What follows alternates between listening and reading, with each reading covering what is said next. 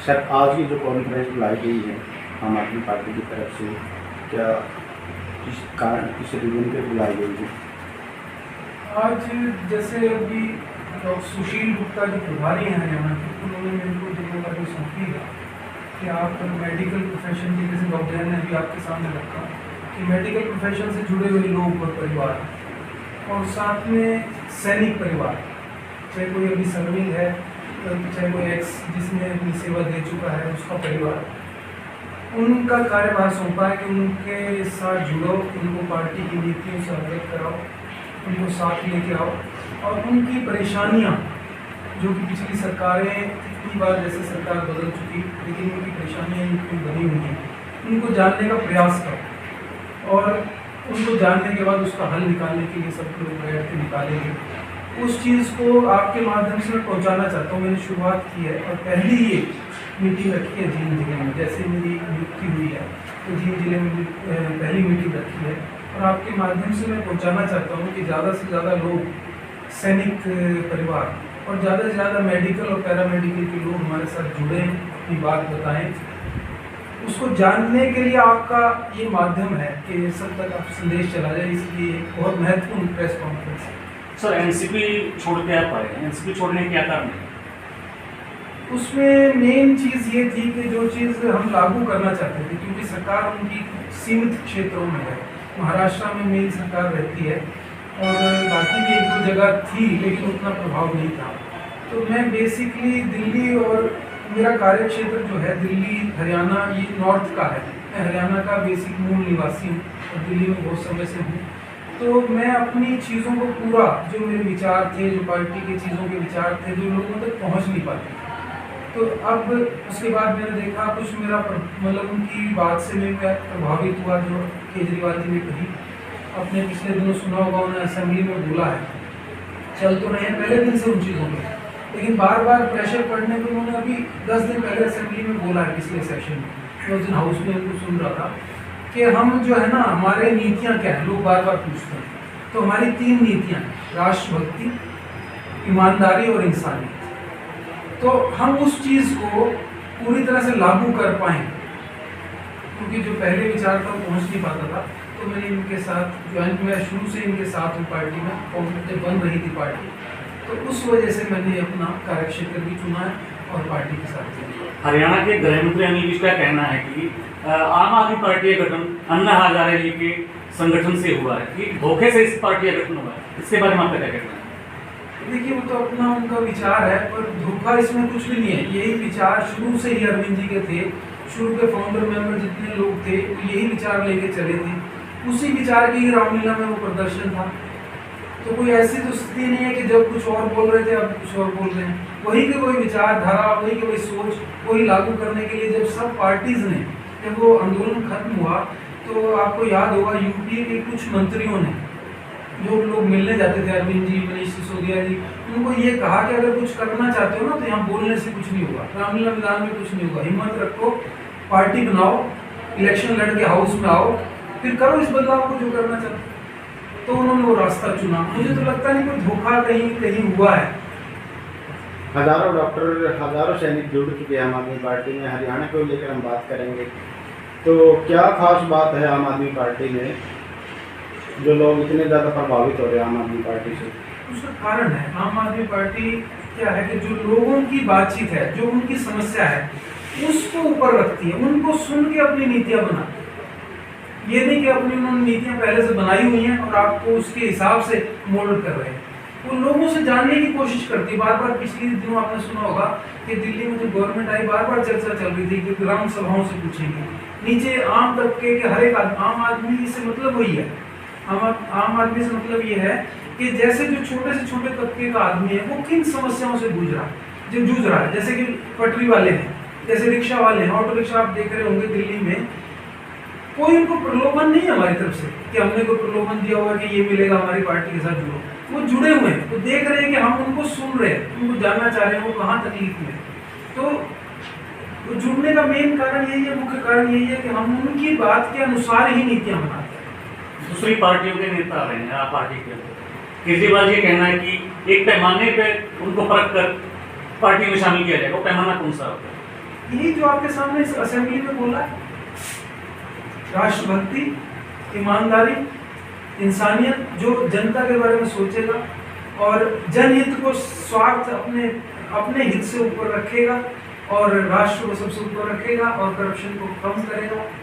Sir, आप एक सैनिक हो, डॉक्टर भी हो, और सैनिकों के अंदर देशभक्ति ज़्यादातर हमारे देश के अंदर देखी जाती है। आज के टाइम में धर्म के ऊपर, मंदिर मस्जिदों के ऊपर लाउड स्पीकर पे काफ़ी दंगे हो चुके हैं, भाईचारा काफ़ी जो है चरम सीमा पे बिगड़ा हुआ है, तो क्या आप कहना चाहोगे?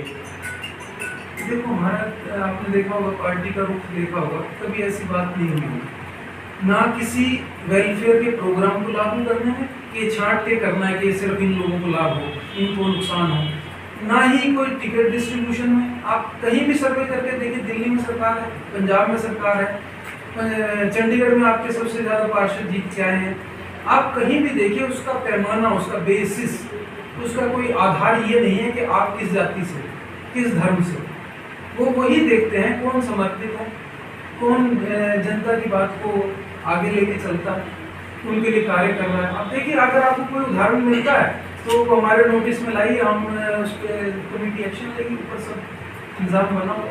हरियाणा के अंदर हम पार्टियां हर बार आरोप लगा रही हैं कि जिस प्रकार दिल्ली में एजेंडे पे जो चुनाव लड़ा था आम आदमी पार्टी ने, वही एजेंडा पंजाब में और वही एजेंडा अब हरियाणा में लागू करने जा रही है। तो लगातार ये कह रहे हैं कि विपक्षी पार्टियां इसको मुफ्तखोरी की आदत जो सरकार डाल रही है, वो कहीं ना कहीं देश को कर्जे में डुबो रही है। तो क्या कहोगे? आप ये देखिए, जब दिल्ली में सरकार नहीं आई थी उस समय कुछ कर्जे की स्थिति थी, अब दिल्ली सरकार प्रॉफिट में है। आप देखिए, आप उसको ना प्रैक्टिकल देखिए, सिर्फ कहने पर मत जाइए किस नेता ने क्या कहा। जब सरकार जब से आई है, कुछ नीतियां ऐसी बनाई हैं, कुछ व्यापारी वर्ग को जो टैक्स भरता है उसको इतना कॉन्फिडेंस में लिया है अरविंद जी ने कि अब उतना चेकिंग की भी जरूरत नहीं पड़ती, अपनी इच्छा से वो अपना टैक्स जमा करा रहे हैं। जो कोष में हम पॉजिटिव में चल रहे हैं, अगर आप पॉजिटिव चल के कुछ सुविधाएं मुहैया करा रहे हैं, उपलब्ध करा रहे हैं, स्कूलों में अच्छे बना रहे हैं, हॉस्पिटल अच्छे बना रहे हैं। अब मैं देखिए, हम तो शुरू से दिल्ली में, बहुत लंबे समय से दिल्ली में, पहले कोई ऐसी सुविधा नहीं थी कि आप जाओ और बाहर से सीटी स्कैन करा लो। अब सुविधा है, आप दिल्ली का नागरिक होने चाहिए, और अगर उस समय सीटी स्कैन हॉस्पिटल में काम नहीं कर रही मशीन, तो एक फॉर्म बना हुआ है, उसको भरवाइए स्पेशलिस्ट से कि हाँ इसकी ज़रूरत है सीटी स्कैन की, और अभी हमारी मशीन काम नहीं कर रही है। किसी भी ऑथराइज सेंटर पे बाहर प्राइवेट में जाइए और करा लीजिए। कोई आपसे ये नहीं पूछेगा कि आप रिच हो या आप पुअर हो, कोई ये नहीं पूछेगा हिंदू हो मुस्लिम हो, हर एक के लिए फ्री है। ऐसे ही हॉस्पिटल में अगर 1 महीने से ज़्यादा की डेट मिल रही है सर्जरी की, तो आप जाइए प्राइवेट में करा लीजिए, आपको फ्री है सब कुछ। लेकिन उसके बावजूद भी सरकार पॉजिटिव में है, उसके वित्तीय कोष पॉजिटिव में है। अगर वो अपना पैसा बचाकर सुविधाएं उपलब्ध करा पा रही है, इसमें दिक्कत क्या, मुझे कुछ इसमें परेशानी समझ नहीं है, क्यों विरोध हो रहा है? अगर आपके पास पैसा है सरकार के पास, और वो सरकार अपने लोगों को कुछ लाभ देना चाह रही है और दे रही है, उसके बाद भी सरकार अपने फायदे में ही है, पॉजिटिव में, तो उसमें मुफ्तखोरी, आप ये कहिए कि ये तो बहुत अच्छी प्लानिंग है, क्या वहीं से उस चीज़ को, भ्रष्टाचार को कम करके, चीज़ों को मैनेज करके, उसी में से अभी संतुलन बनाए हुए हैं और अच्छा चला रहे हैं। एक अभी MP MLA की पेंशन पर लेकर काफी बवाल छिड़ा हुआ है, लेकिन विपक्षी पार्टियां हर बार कहती हैं कि केजरीवाल सरकार है जो दिल्ली में पहले अपने MP और MLA की पेंशन बंद करे, तब दूसरों को सलाह दे। तो क्या कहो इसके? अभी पंजाब में आपके सामने लागू किया था, तो जब भी किया जो स्टेप, उसका वेलकम करना चाहिए, उसकी बजाय कि वो करने के बाद भी विरोध ही करते हैं। अभी आपके लिए अच्छा भी कर दिया, मान लो आपके सामने घटना घट भी गई, तो चीज़ का लाभ भी आना शुरू हो गया, फिर भी वो चर्चा की जा रही है, ये क्यों नहीं किया, वो क्यों नहीं किया। मुझे लगता है थोड़ा सा प्रोत्साहन की भी जरूरत है। आपका क्या कहना? आप तो पत्रकार सब लोगों से मिल रहे हैं, सब तरह के नेताओं से मिल रहे हैं, आपका क्या कहना है? थोड़ा बहुत उसके लिए शाबाशी मिलनी नहीं चाहिए, इसकी बजाय कि हर बार आप कुछ तो लाके विरोध वाले स्वर में बोलें। विपक्ष का मतलब क्या है? विपक्ष का मतलब है कि उन चीजों को उठाए जो सरकार कर रही है और गलत कर रही है। विपक्ष का मतलब ये नहीं कि just for the sake of opposing you are opposing. भाई मैंने तो ये उलट बोलना ही है, चाहे कोई पॉइंट है या नहीं है। जब वो चीज़ें ठीक चल रही हैं आपके सामने, कहते ही भगवंत मान जी ने अभी वो लागू किया, उसके बाद बिजली का भी आश्वासन दिया जो बोल के आए थे, तो वो आपको लगता नहीं कि उन्होंने सब कैलकुलेट कर लिया कहाँ से पैसा उपलब्ध हो। 3 लाख करोड़ रुपए के कर्जे में पंजाब सरकार चल रही है, उसके बाद बावजूद भगवंत मान जी और राष्ट्रीय संयोजक हमारे अरविंद जी बार बार कह रहे हैं कि हम इसको पॉजिटिव में ले आएंगे, सारा कर्जा भी खत्म करेंगे, योजनाओं को भी लागू करेंगे। आपको लगता नहीं कुछ उसका होमवर्क हुआ होगा? बहुत गहरे में उस पर कार्य चल रहा है और बहुत जल्द आप उसके रिजल्ट, अभी आए ही महीना हुआ, आप उनको कम से कम थोड़ा समय दीजिए, 4-6 महीने तो दीजिए, उसके बाद आप क्रिटिसाइज करना। और क्रिटिसाइज नहीं, एक आदत और बदलनी पड़ेगी कि जो कार्य अच्छा हो रहा है उसके लिए प्रेज भी करनी पड़ेगी, सिर्फ क्रिटिसाइज करने से नहीं चलेगा। डॉक्टर साहब एक फाइनल क्वेश्चन होगा हमारा, जिस तरह से हरियाणा के अंदर बड़ी बड़ी डकैतियाँ, हत्याएं, लूटपाट मची हुई है, हरियाणा सरकार की जो कानून नीति है उसके बारे में आप क्या कहना चाहेंगे, कितने पॉजिटिव दिख रहे हैं? देखिए उसका तो ये जो चीज़ें गलत है उसके तो हम विरोध नहीं है, और पार्टी जो प्रोग्रेस आप देख रहे हो कर रही है उनके आधार भी वही है। जो चीज़ें गलत चल रही हैं, पब्लिक तंग आ चुकी है, तभी तो हमारी तरफ मुड़ रही है ना, तभी तो उसका विचारधारा बदल रही है, क्योंकि वो 2 जगह तो सरकार देख रही है हमारी, उनकी कार्यशैली देख रही है, और जो सरकार पहले से चल रही है उसकी विफलताएं देख रही है।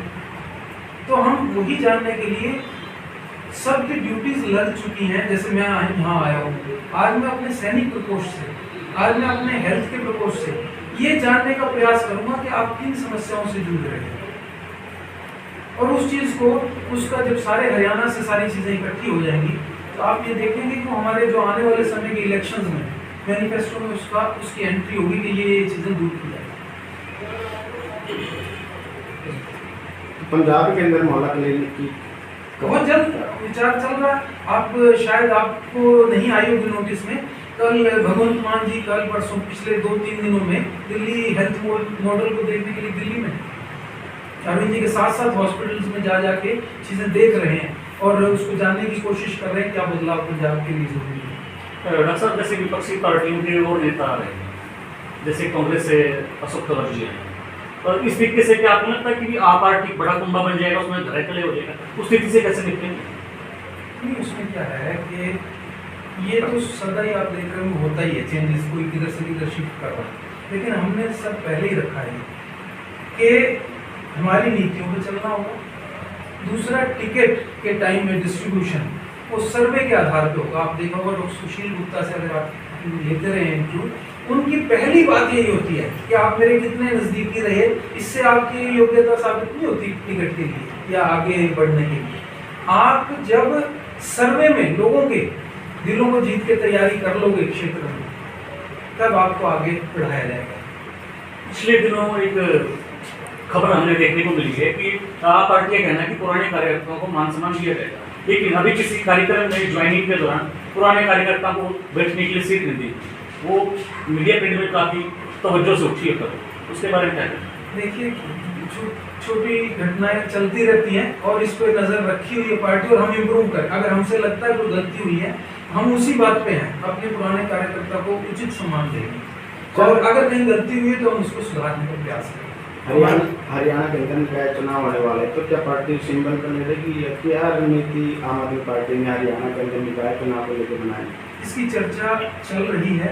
पिछले दिनों 3-4 दिन पहले दिल्ली में मीटिंग हुई है पार्टी की, और उस पर विचार चल रहा है कि कौन सा इलेक्शन सिंबल भी होना चाहिए, इसमें हमारे वर्कर्स की क्या राय ली जा रही है, वॉलंटियर्स की, और अभी पूरी तरह से चीज़ें फाइनल नहीं हुई हैं, लेकिन झुकाव ज़्यादा सिंबल पर लड़ने का है। लेकिन आप इस मेरी बात को बिल्कुल जैसे फाइनल हो जाती है वो अभी नहीं हो पाई है, और बहुत जल्द हम इसका मतलब उस दिशा में डॉक्टर सुशील गुप्ता फाइनल करके सबके सामने रखें। क्या स्टार प्रचारक के रूप में अरविंद केजरीवाल हरियाणा में या जींद में आएंगे?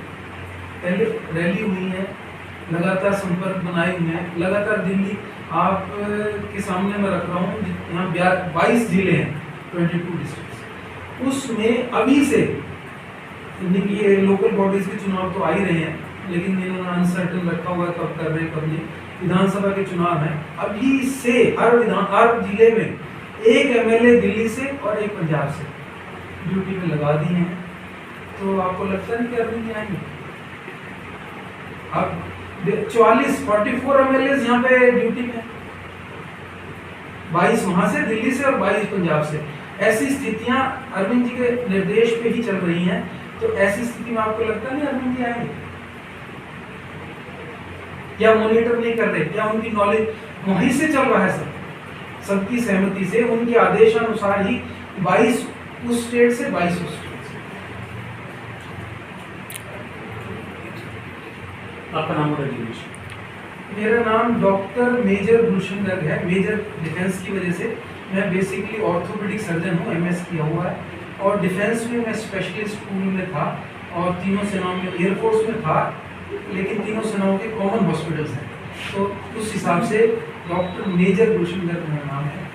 और पार्टी ने हमारे सारे हरियाणा के इंचार्ज प्रभारी डॉक्टर सुशील गुप्ता हैं, माननीय राज्यसभा सांसद, उन्होंने मुझे सह प्रभारी बनाते हुए हरियाणा के सैनिक परिवार और हरियाणा के मेडिकल क्षेत्र के परिवार और लोग, उनके साथ मिलने का, उनको नीतियों से अवगत कराने का, साथ में जोड़ने का, उनको समझने का, उनकी समस्याएं जानने का, ये उत्तरदायित्व सौंपा है, जो मैं आज पहली बार जीत में आया हूँ और अपनी बात आपसे